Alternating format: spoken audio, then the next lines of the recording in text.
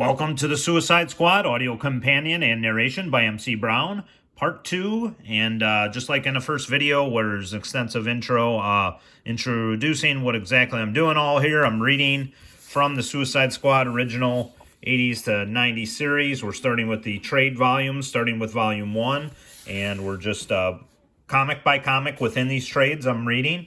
There'll be timestamp in every video, but what I'm thinking of might be doing is I may really just defer back to that first part with the intro that just kind of explains what I'm doing, and maybe I'll put the link in every description for that, just so you can know, and I'll put that underneath the links to the issues. There'll be a link to the trade in every description, as you can see in there, and where if you don't have this and you want to buy it, it's very affordable. I looked it up right now. You can get them in secondhand in comic book stores too, or any marketplace sellers and stuff. But I encourage getting it new because you can enjoy it new. It proceeds goes to these great creators because we're not trying to step on their toes. So, but there's individual comics where you can find this too, and I'll describe all that and introduce that with every video. So basically I'm just narrating it issue by issue within the trade, and without further ado, we'll kind of jump right in. We're doing the Suicide Squad Trial by Fire Suicide Squad Volume 1, Trial by Fire.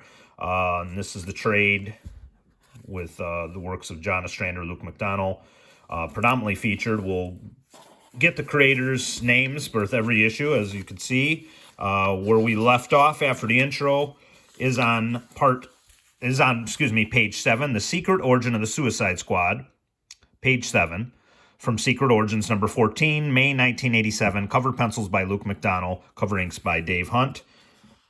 And maybe where the timestamp is, we'll start it after we do the cover. So you can see here, and then we'll just kind of introduce the creators: John Ostrander, writer; Luke McDonnell, penciler; Dave Hunt, inker; Albert D. Guzman, letterer; Carl Gafford, colorist; Robert Greenberger, editor. And yeah, so without further ado, the timestamps will start here after that. On page 7, Secret Origins number 14, spin-off from Legends chapter 22, the crossover. 40 years in the making, the full story revealed at last. Secret Origins number 14, starring the Suicide Squad by Ostrander, McDonnell, and Hunt.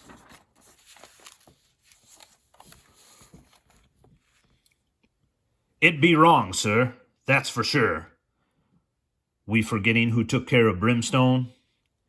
I'm not forgetting who nearly blew their cover afterwards either, Mrs. Waller. We just survived a crisis in the public's confidence. in the public's confidence, Mr. President. As seen in Legends. What would happen if the public found out the government was sponsoring a group of convicted criminals? Well, seems to me that's what we're here to decide. Final authorization for Task Force X.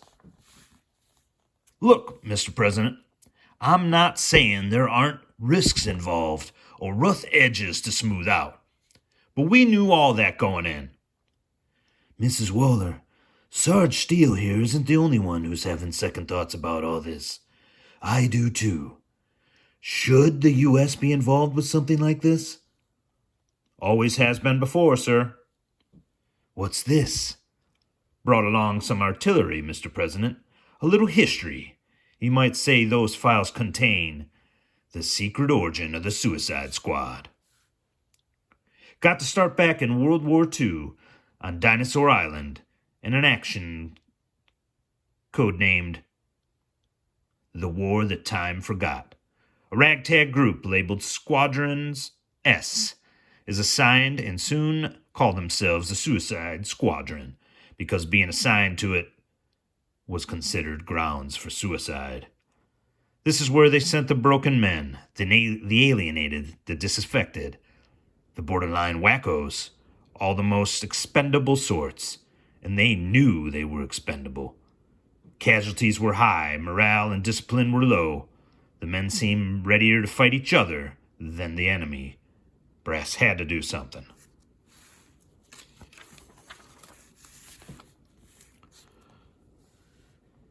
Good, bad, and different, they're still our men. We've got to give them a fighting chance to survive.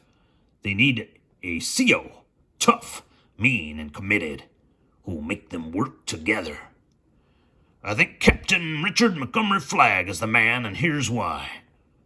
As a rookie flyer, he was out when his squadron on TBFs when they came upon a flat top.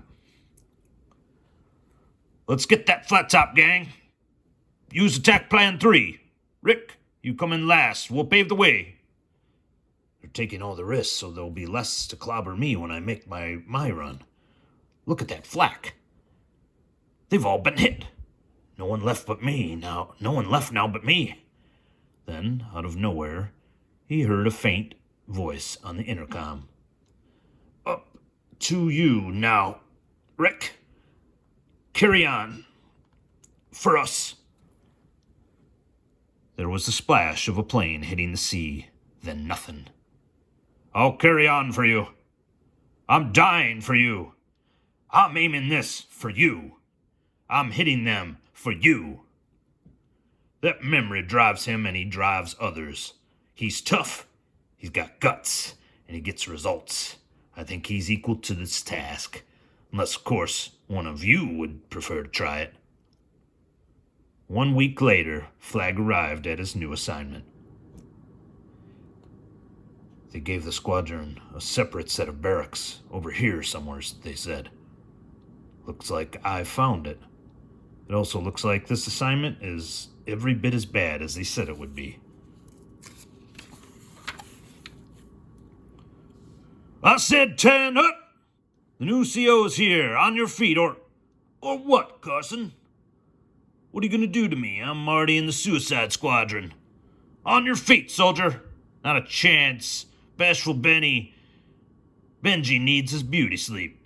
I said on your feet. So help me if you wasn't hiding behind those tin bars. Got fists to go with that up? With that lip? Right here, huh?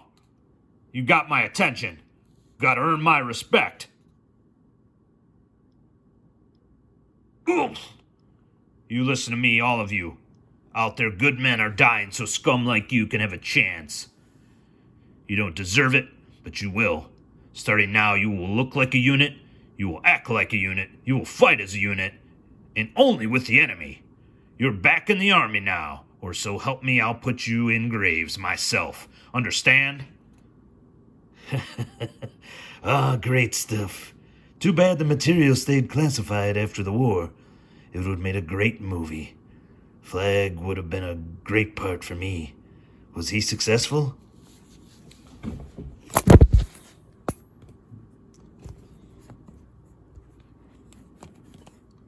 Well, they may not have loved each other any better, but their effectiveness increased and their mortality rate dropped.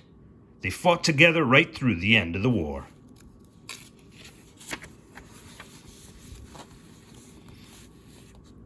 After the war, Flagg married Sharon Race, who was a cousin of his old friend, J.E.B. Stewart. The squadron was reactivated during the Korean War and saw quite a bit of action, but they didn't finish up there. This next file starts with one of the more shameful incidents in the country's history. Now, Mrs. Waller. How else would you describe what was done to the Justice Society of America in 1951? If you have nothing to hide, you should have no objections to showing your true faces to this committee. That way the committee can start clearing you of the charges that have been leveled against you. Senator, with all the due respect, our private lives are our own. These charges are nothing more than insubstantial rumors. We respectively decline to unmask publicly. Rather than confrontation, we'll choose retirement. As of now, the JSA disbands. Is disbanded. Dr. Fate must have rigged their departure. The JSA was not to be seen again publicly for a decade. Leaving a serious problem for President Harry S. Truman. Most of the other mystery men have followed the JSA into retirement, gentlemen, and I can't say I blame them. Problem is, they didn't take the sparring partners, spies, and other assorted crises into retirement with them. We're just starting to realize how much we depended on those folks. Well, sir, we haven't come through a war just to watch a nation go down the drain because of that irresponsible bully from Wisconsin. No, sir. I'm putting together a group called Task Force X. The spies will toss to J. Edgar. That'll keep him happy and out of our hair. The task force will be both a military and civilian side, each with separate missions and separate commanders, who will report right to this office. The civilian side, codenamed Argent, will deal with all the mass criminals and such. Control. Your work with the OSS makes you the ideal man to head up the group. Mr. President, you're aware that those who formed the CIA deliberately shut me out of it? A point in your favor. CIA's charter forbids stateside operations. I want it left that way. General Stewart, I want you to take up the military side. Take up the national and international crises that need prompt attention. How about it, Jeb?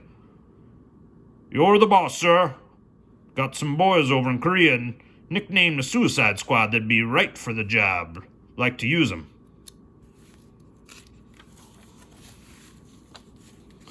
I, too, would like to choose my own people and authority to use them as I see fit. That's fine. What I want are results. Are you game? Yes, sir. Well, that's fine. We have now launched Task Force X. Results are what they got. Argent was brutally effective in exposing and disposing of costume criminals and the like, while Flag and the Suicide Squadron fully justified General Stewart's faith in them. Task Force X was a success. It's funny, but this is the first I've heard of this Argent group. What became of them? No one knows. The files just stopped around 1960. No one knows if they died, quit, got fired, or what happened. For all anybody knows, they could still be out there, so covert no one knows they're alive. Is that possible? Possible, but unlikely, sir. Around the time Task Force X was born, so was Flag's only son, Richard Rogers Flagg. The now Colonel Flagg tried to instill in his son the same values that he instilled in his men: courage, duty, and sacrifice. These guys are all heroes? Huh, Daddy? Right, champ. We carry on for them. Like you do for your friends who attacked that boat, right? Exactly like them. You're a hero too, huh, Daddy? Not like them, champ. I hope I never have to be. Me too. It wasn't until he was 8 years old that young Rick Flagg really understood what sacrifice meant. Oh, boy. Everybody else's mother is letting them. I'm not everybody else's mother. I'm yours, and I say no. Now stop bothering me, young man, or I'll tell your father when he gets back. Here, take this to the car while I look for my keys. Are you sure you can handle all that, Rick? Come on, Mom, I'm not a baby. Well, be careful. Now, where did I put those keys? Lipstick, stamps? Shermie's mother is letting him go. I never get to do anything Dad would let me. An old story. Boy not paying attention. A driver going too fast. A patch of ice. A sudden fatal skid.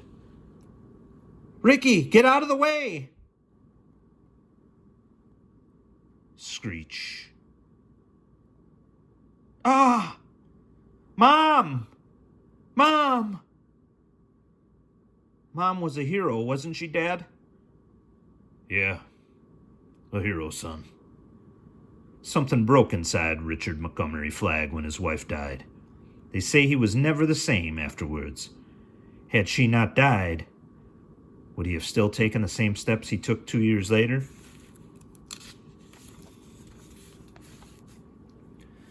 The war wheel, a Nazi invention that the fabled Blackhawks had fought and destroyed during World War II, had been recreated and was creating havoc in America. The Suicide Squad was summoned and soon found the new war wheel as tough or tougher a nut to crack as its predecessor. Skipper, the thing's shrugging off everything we can throw at it, like they was gumballs. They're gonna have to nuke the sucker if they want to stop it. No can do. We're already in the suburbs. We'd blow up the city with it. Gotta do something pretty darn quick, boss. We're out of ammo and we're running out of time. Carry on for us. Stand off, boys. We've still got one shot. Whoosh. Skip, what are you doing? Just tell my son to carry on.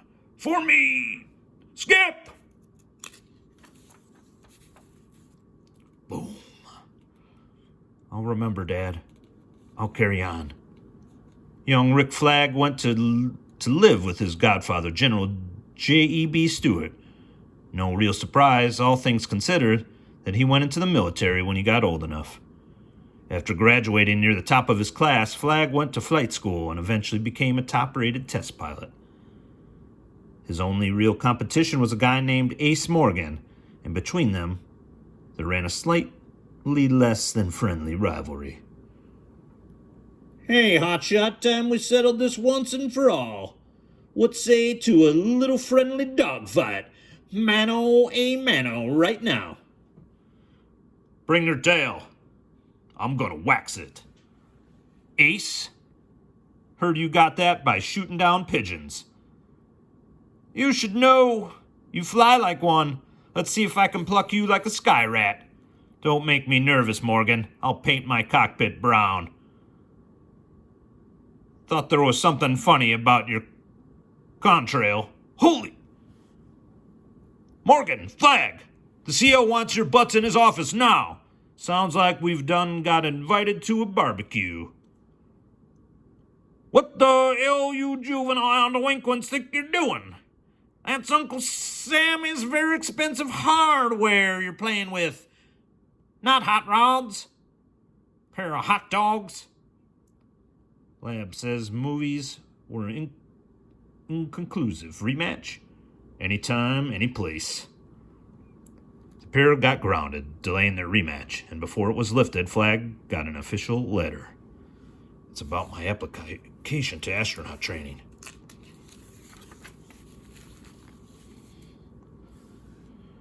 I'm in. It was during that training he first met Karen Grace, a young doctor specializing in the new field of space medicine. The first meeting didn't set the world on fire. I think we'll reach the moon before man gets to first base with the ice doctor over there. What's her story? Mecco, Flag, if you'd been here longer, you'd know the lady had reasons for being aloof. She was in love with the flyboy, see? She was assigned to an air rescue unit, and one mission finds him among the wounded. On the way to the base, the ambulance plane ran into a storm and crashed. She managed to get up on a floating piece of wing, but the guy was too hurt to follow. I won't let go of you, Steve, no matter what happens.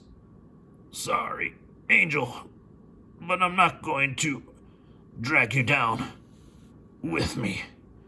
Steve, don't push my hand away. It's the only way. Carry on. For me. I won't forget. I'll never forget.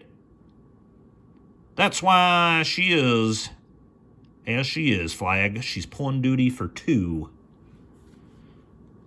Dr. Grace? Guys just filled me in a little on your history. Yes, Captain Flag? I'd like to talk to you about that. You see, I've gone through something similar, and I've never had the chance to talk about it. I'd be glad to. Talk led to dinner, as it sometimes does. That led to walks and more talks, and a gradual falling in love. With that love, they started to heal each other. Another telegram changed all that.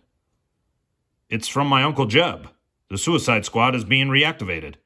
He wants me to take my dad's place. But Rick, what about your own dreams? What about us? No matter how we feel about each other, we've both We've made promises, both of us, to others that we have to keep. I've got to go. Then I'll go with you.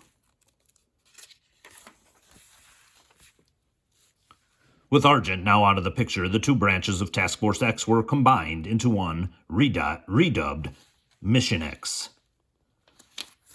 General Stewart pulled the right strings, and Karen Grace was allowed to join the team, which was completed by two civilian scientists, physicist Jess Bright and astronomer Dr. Hugh Evans. In an effort to maintain funding, Mission X went public with their exploits and the squad's successes against dinosaurs, monsters, aliens, organized crime, you name it, were to influence more than one fantastic foursome. But all was not easy within the squad. Both Bright and Evans had fallen in love with Karen. Rick, we have to tell them about you and me.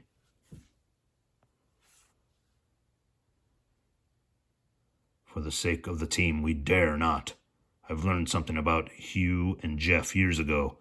They were helping conduct secret nuclear bomb tests. Their Jeep broke down on the way to the observation station.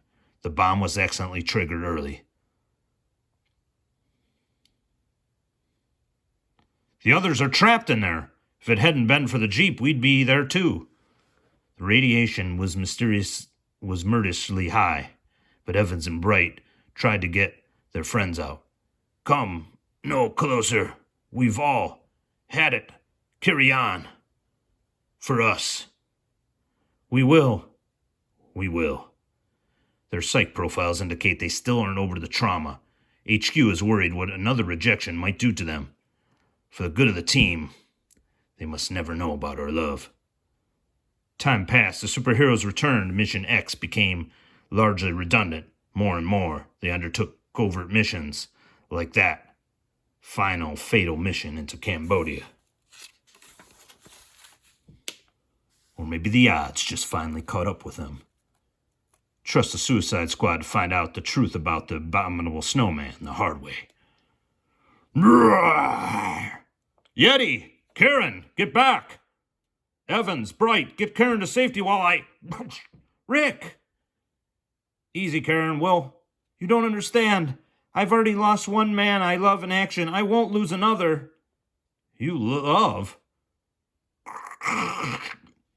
They've been standing on a snow bridge over a crevice, and perhaps, fortunately, it chose that moment to give way.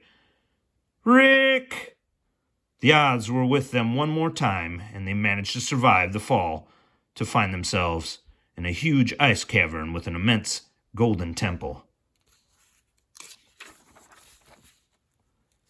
Karen's concern for Rick had not gone unremarked or misunderstood. You and Flag, this has been going on since we began, hasn't it, Karen? Oh, please, Jeff, not now. Karen, don't. The team. Hush, darling, it's out now. Why couldn't you just tell us? Rick, we felt it was better that way. For the sake of the team, Hugh, I'm sorry. Honestly, would have been best for the team not to play us for fools. You could take the team and shove it when we get back. I'm through. It's happening just like I feared. Or is it deep down the way that I always wanted?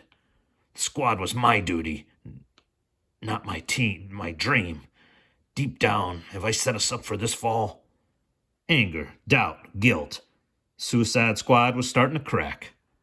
On a thin bridge of ice overlooking a chasm, it would break. Near as I can figure, we should hit free territory on the other side of the bridge. Problem is we don't know how much weight it'll stand. Have to move singly, take our time. I'll go first. Always the hero. Roar! The Yeti! It must have picked up our trail after we left the temple. You three get going, I'll hold it off. And then what? You're the only one who has the skills to get us back to civilization. You die here and we all die here. Jeff and I will hold it off. Get Karen across for the good of the team.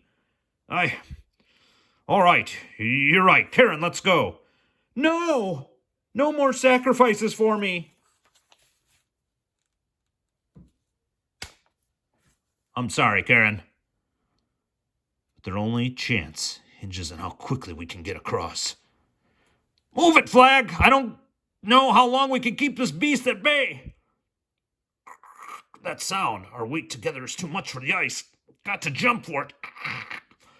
Oh, just made it. Oh, Rick, what? Roar! Pow, pow. Dying, the beast fell on the two scientists, and all three tumbled into the abyss. Yeah! No!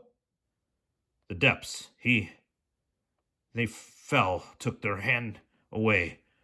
For me. Carry on. Carry on. Karen was still in shock when she and Flag reached safety.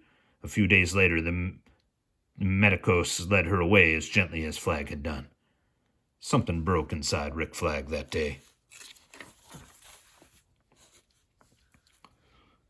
And that's what happened. Sorry I let you down, Uncle Jeb. Don't worry, Rick. Team was being disbanded soon anyway. Budget cuts. May have another job for you, though. Someone's trying to round up anyone who's encountered one of those temples or pyramids. We'd like to infiltrate the group. We'd made up a cover story for you, say you've been discharged. See if they make contact. Nasty work, but necessary. It suits me, sir. I'll take it.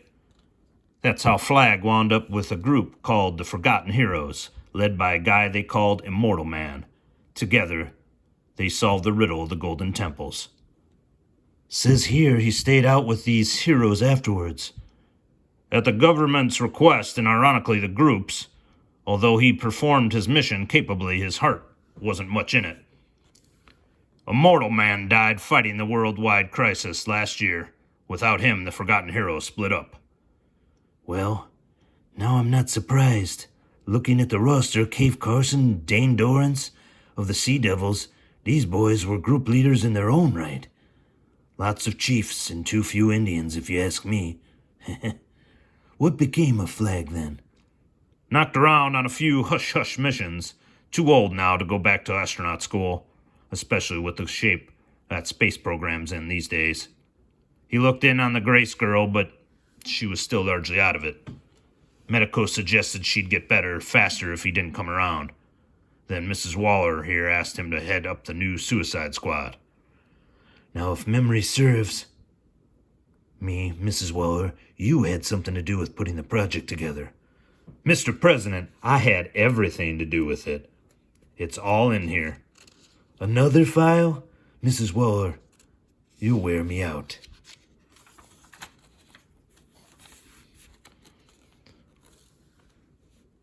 Won't keep you long from your nap, sir. Just a short and bitter story. Mine. The reports of the crime and violence that occur in Chicago's Cabrini Green are all true. Place is also home to lots of good, decent folks trying to find a way out of the cycle of poverty. Joseph Waller was one. Amanda Blake was another. They decided to try to break out together. Joe was 20, I was 18.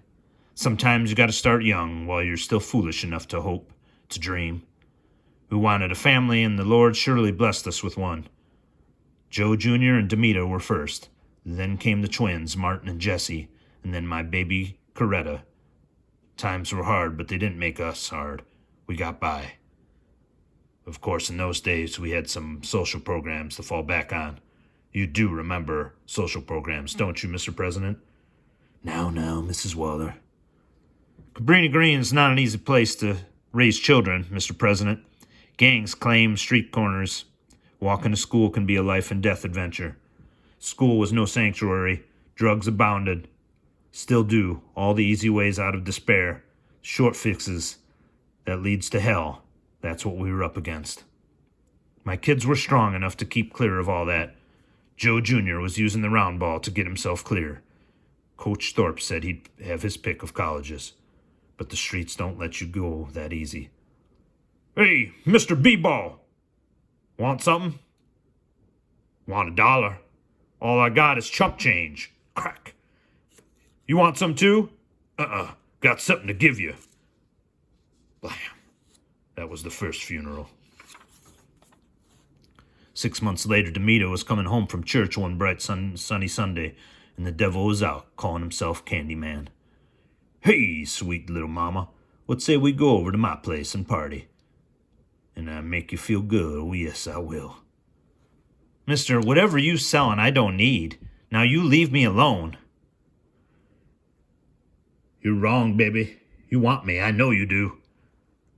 You being a bad girl, baby, gonna have to learn you. She screamed, but the people just closed their windows. It took 15 minutes to stop her screaming. We kept the coffin closed when we buried her. I'm sorry, Mr. Waller, we know who did it, but without a witness. You can't do nothing, but I can. Joe, where are you going? Stand out of my way, I'm gonna clean the streets. Joe was a strong gentleman, but didn't even need his death, just busting him up inside something awful. Wasn't hard to find Candyman. Everyone knew where he hung out. Most had sense enough to stay clear. All right, you mother. Gonna put you in a grave like Demita. Pow, pow. Joe got what he was after, but I was left alone. No more. I ain't letting these damn streets have no more of my family. By God in heaven, I swear I'll get them out or I'll kill myself trying. It wouldn't kill me, though. Sometimes I thought it would. First, I got the half of my babies through college. Then I got myself through college. Then I looked around for something to do. Well, your support is so important. Yes, I know. Well, I understand. Well, thank you anyways. You Marvin Collins? Yes, can I help? I've read some of your position papers. I think you're what the folks around here need in Congress. Well, I also got what you don't. I also think you don't stand a prayer of getting there. Don't have machine backing. Don't want it. One of the reasons I like you. You know how things should be, but you got no sense of how things go. Me? I got me a bright new poli-sci degree, and I don't know the streets. And I know the streets, and I think together we can get you elected. Interested? I can't afford not to be. I am Amanda Waller, and as of this second, I am your new campaign director.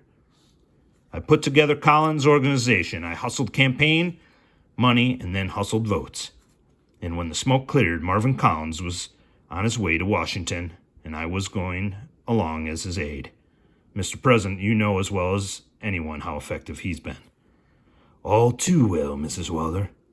While I was researching a bill for the congressman, I came upon one of these files.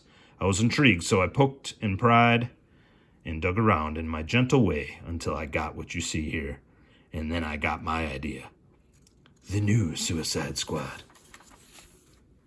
Sir, I'm a practical woman. I see a problem. I want it to be solved. There are things here abroad that need doing, but for one reason or another, the government cannot do them. That's fine. I understand that, but those things still need doing. What's needed is a covert group of agents, utterly ruthless, totally expendable. Prisons are full of these kind of people, and it costs to keep them there, especially the supervillains. So why not let them contribute to their country? Make them a deal, do what needs doing, succeed and survive, and keep your trap shut, and we'll commute your sentences to time served. Got enough interest to field a pilot team. Captain Boomerang, the Enchantress, Blockbuster, and Deadshot. Rick Flag was brought back as field commander, and the Bronze Tiger was added to keep our losers in line. We got called sooner than we planned to battle Brimstone. The Suicide Squad took them out. Not the JLA, and not Firestorm. We did, though it cost us Blockbuster's life. And as soon as Mrs. Waller lets Boomerang go, he's on a crime spree, Mr. President. Gets caught by Godfrey's warhounds and almost spills all he knows. We also got him out before anything happened. This time, sooner or later, one of your little darlings will blow your cover. What happens to the people's belief in this government then, Mr. President? This office is supposed to stand for something, sir. Perhaps you can argue the legality of this Task Force X, but how do you justify it morally? Ethically. Prisoners have gotten time off for helping in research projects before, sir. This is the same thing. All the folks in this project are broken or bent people. They'll get a chance to mend themselves here. For me, that's moral and ethical. But the decision is yours, Mr. President. The group's existence will depend on the goodwill of whoever's in this office, Mrs. Waller. Remember that. For now, I'm willing to give it a try. Thank you, Mr. President. You won't be sorry. If I am, I'll know where to find you, Mrs. Waller. I hear you, Mr. President. I'll be in touch. This is a mistake, Mr. President. I think it'll be a bad one. Well, son, I like being able to do things about problems. I'm not one for hemming and hawing. I like action. That's certainly true. Besides, Mrs. Waller has been a bit too effective for Congressman Collins. Maybe this way I'll get some of my programs passed. A little extra dividend never hurt. I hope the country isn't the one who has to pay for it. Well, we got it. We're in business. Try not to look so ecstatic. I told you before, I know my duty. I'll get the job done. I need more than duty, Flag. I need commitment, heart, and soul stuff. Some folks have already given all they had to do something about the world we're in. It's up to us to carry on. What we do and how we do it won't be either pretty or pleasant, but it's got to be done. We're here only because there really is no one else and no other way of doing the job, and that's how it is. Well, there's no other choice. When there's no other choice, there's still the Suicide Squad. Close enough for government work. Let's go catch a plane and I'll show you your new home. Coming in 2 weeks, Suicide Squad #1. And that's where we'll leave off, folks, on page 46. This ran long. This will probably be the longest one. That was an annual. I know we're running short on time, so we'll wrap it up. Please like this video, share this video, subscribe, hit the notification bell, especially if you love the Squad and DC Comics like I do. We'll wrap this up really quick, and we'll see you on the next one. Thank you all for listening and watching.